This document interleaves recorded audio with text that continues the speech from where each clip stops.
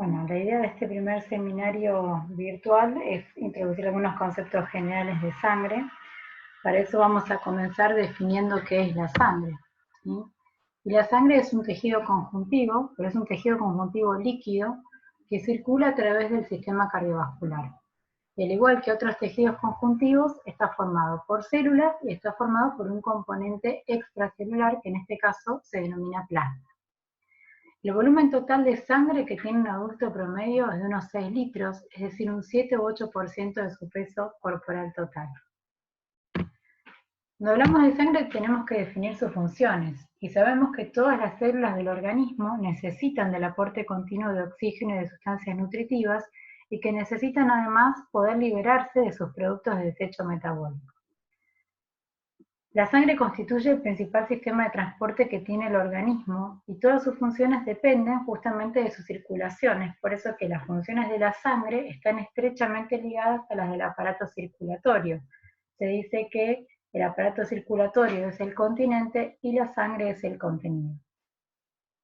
Dentro de las funciones de la sangre podemos hablar de una función respiratoria y tiene que ver con el transporte de oxígeno y dióxido de carbono, una función nutritiva por el transporte de nutrientes necesarios para el metabolismo celular, una función de tipo excretora, ya que transporta las sustancias de desecho metabólico a los sitios donde deben ser eliminados por el organismo, como por ejemplo el riñón, función de tipo inmunitaria, ya que tiene células especializadas como son los glóbulos blancos y sustancias químicas como son los anticuerpos, tiene una función de correlación hormonal, ya que la sangre transporta hormonas desde su sitio de producción endocrina hacia el sitio donde tiene que actuar la hormona.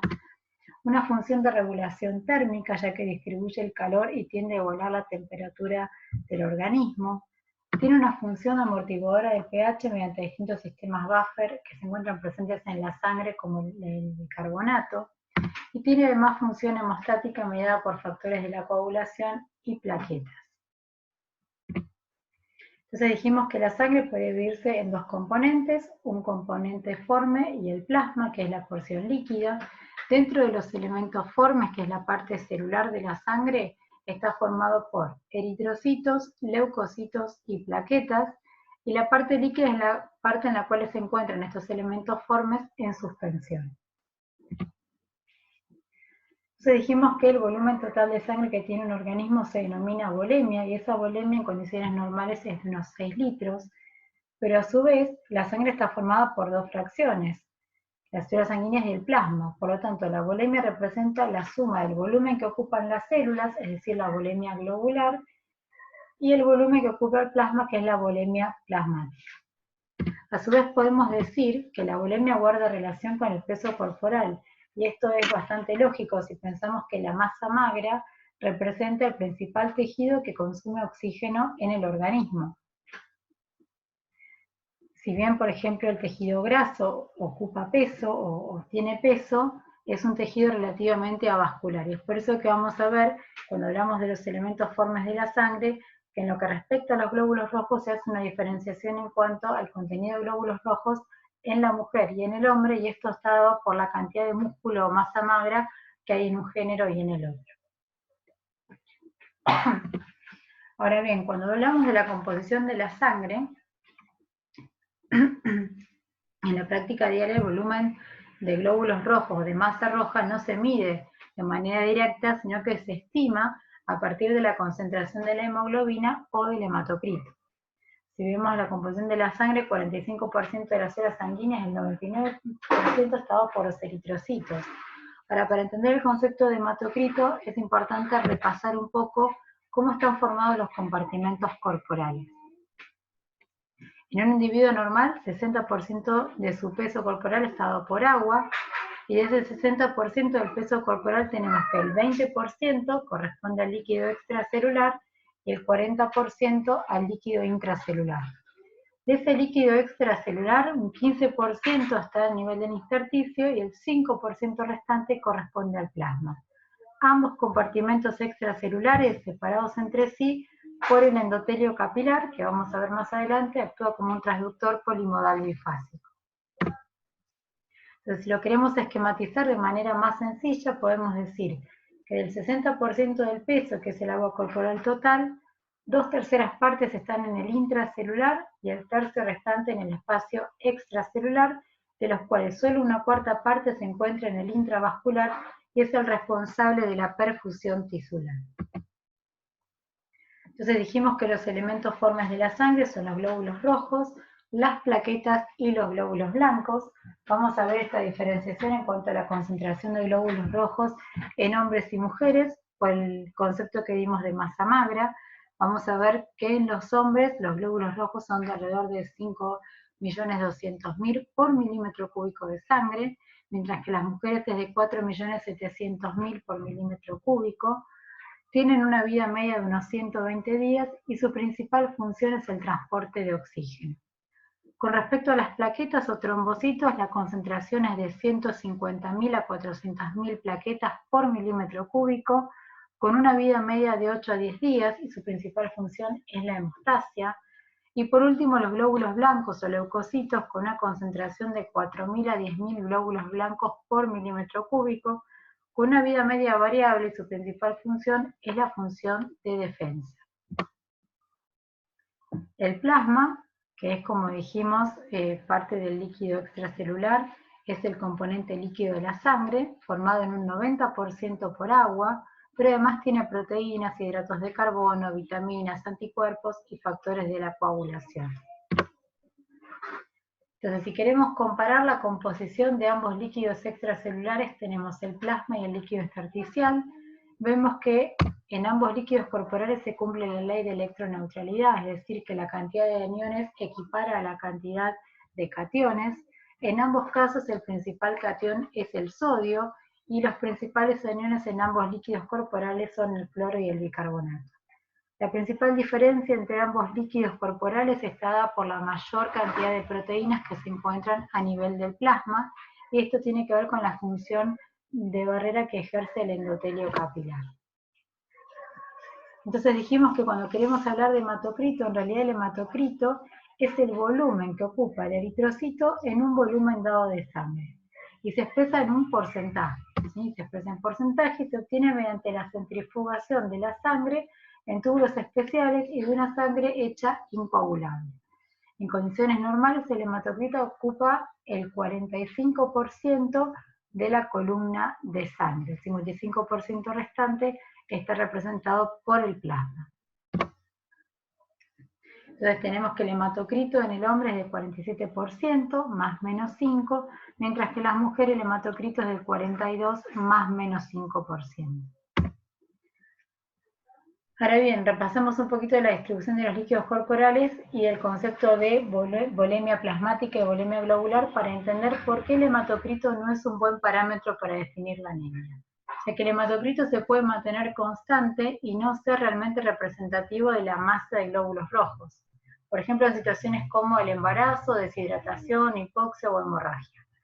En el caso, por ejemplo, de un embarazo, podemos ver que hay un aumento de la volemia plasmática que puede llegar hasta el 40%, lo que se produce es una anemia de tipo dilucional, es decir, que la cantidad de glóbulos rojos no está disminuido, sino que lo que está aumentado es el volumen plasmático. Por lo tanto, hay una caída del hematocrito sin que haya una disminución real de la masa de glóbulos rojos, que es la que realmente nos interesa porque es la encargada de transportar el oxígeno.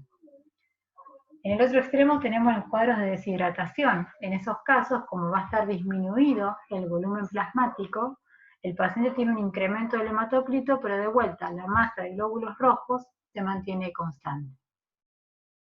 En el caso, por ejemplo, de una hemorragia, el paciente lo que va a tener es en simultáneo pérdida tanto de volumen plasmático como de volumen globular. Por lo tanto, en una primera etapa de sangrado, de hemorragia, el hematocrito se mantiene relativamente constante a pesar de que sí hay una disminución de la masa de glóbulos rojos.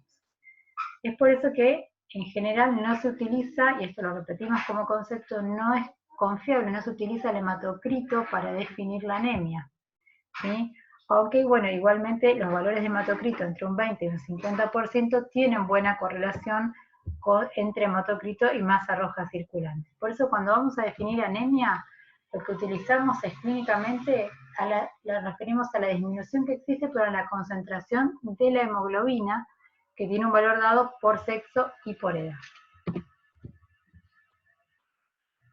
Dijimos que la principal diferencia entonces entre el líquido intersticial y el plasma está dada por la concentración de proteínas que había en el plasma, ¿sí? Y estas proteínas son fundamentalmente la albúmina, las globulinas y el fibrinógeno. La albúmina es la principal proteína plasmática, ¿sí? Es una proteína que representa prácticamente el 60% de las proteínas totales. Es una proteína pequeña, de unos 70 kilodalton. Es una proteína que está sintetizada a nivel del hígado, que mantiene la presión coloidosmótica y que actúa además como una proteína transportadora. Dentro de las globulinas tenemos las inmunoglobulinas o gamma globulinas, las globulinas no inmunes como son las alfa y las beta globulinas, y la otra proteína plasmática es el fibrinógeno, que es una proteína más grande, de unos 340 kilodalton, también sintetizada a nivel del hígado, que es convertido a fibrina gracias a diversos factores de la coagulación, que lo que hacen es unir varias fibras de fibrina para formar una red en el sitio de lesión vascular, que lo vamos a ver más en detalle cuando veamos hemostasia. Esto como se grafica en un proteograma electroforético, la distribución de las distintas proteínas. Fíjense que el 60% está dado por albúmina, y en ciertas condiciones clínicas patológicas, como pueden ser las gamopatías monoclonales, como un mieloma, puede haber un incremento del componente gamma de las globulinas. Aquí tenemos la distribución y su concentración y el porcentaje de las distintas proteínas a las que hicimos mención recién. Y de vuelta vamos a hacer hincapié en la importancia de las proteínas y la presión coloidosmótica o oncótica. Dijimos entonces que casi una tercera parte del agua corporal total estaba en el espacio extracelular, bien, y que 75% de esta última corresponden al líquido intersticial, mientras que el resto se encuentra en el plasma. Para las fuerzas que regulan esta distribución de los líquidos entre los dos compartimentos extracelular se conoce como fuerzas de Stalin. Dijimos que estaban el plasma y el intersticio separados por el endotelio, y las fuerzas que lo regulan son las fuerzas de Stalin. Entonces tenemos que la presión hidrostática en los capilares y la presión oncótica en el líquido intersticial lo que hacen es favorecer el movimiento del líquido del espacio vascular al espacio extravascular. Es decir, son las flechitas que se ven en azul. Mientras que la presión coloidosmótica, ¿sí?, a la que contribuyen obviamente las proteínas plasmáticas, y la presión hidrostática en el líquido intersticial lo que hacen es favorecer el desplazamiento del líquido hacia el compartimento vascular, flecha que se ve en color verde. ¿Bien? Por lo tanto, hay un desplazamiento de agua y de solutos del espacio vascular al extremo arteriolar de los capilares, y después el líquido regresa del espacio intersticial hacia el sistema vascular en el extremo venoso. Para este desplazamiento de líquidos se suele encontrar en equilibrio, de forma que existe un estado de equilibrio entre ambos compartimentos, el intravascular e el intersticial. Sin embargo, frente a situaciones patológicas, estas fuerzas pueden romper el equilibrio y generar una manifestación clínica que es el edema.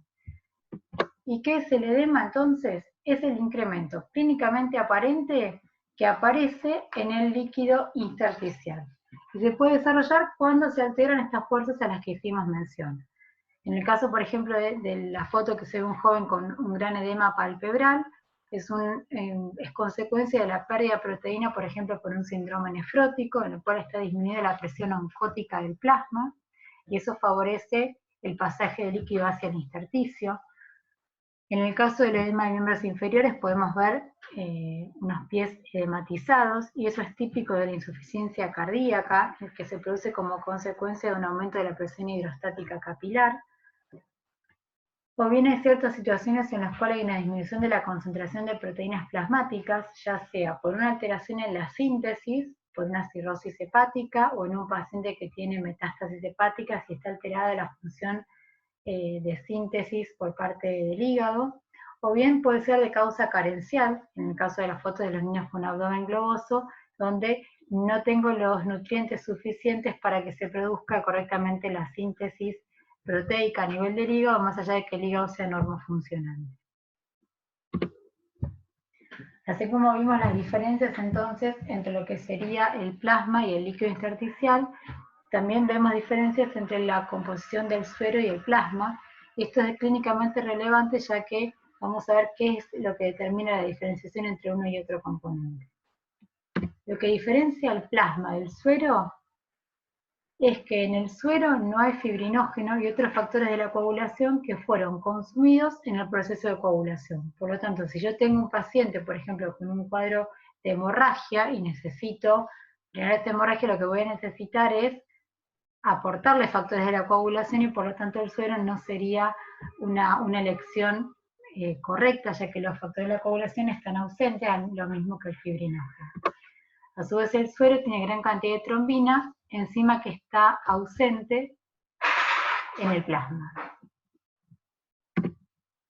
Ahora bien, para hacer una descripción un poquito más detallada de los glóbulos rojos, decimos que son células anucleadas, son discos bicóncavos, como ya repetimos en varias oportunidades, tienen una vida media de unos 120 días, con un tamaño de unos 80 a unos 100 femtolitros y una gran capacidad para deformarse. Esta capacidad para deformarse está dada por la membrana particular que tiene el eritrocito, ya que la forma que tiene el eritrocito se mantiene por proteínas de membrana en asociación con el citoesqueleto, que le proporciona una gran estabilidad mecánica y la flexibilidad necesaria para resistir las fuerzas ejercidas durante la circulación.